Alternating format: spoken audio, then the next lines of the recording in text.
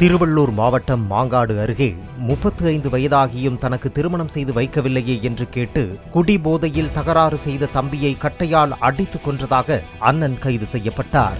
37 வயதான அண்ணன் அரிதாசுக்கு திருமணமாகி குழந்தைகள் உள்ள நிலையில் தனக்கு உடனடியாக கல்யாணம் செய்து வைக்குமாறு கோபால் வாக்குவாதம் செய்தபோது கைகலப்பு முற்றி கொலையில் முடிந்ததாக போலீசார் தெரிவித்தனர்.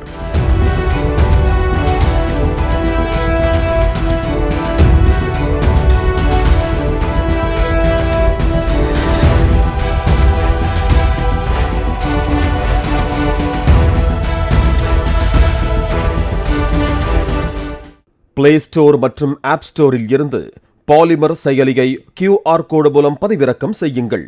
செய்திகளை உடனுக்குடன் பெறுங்கள்.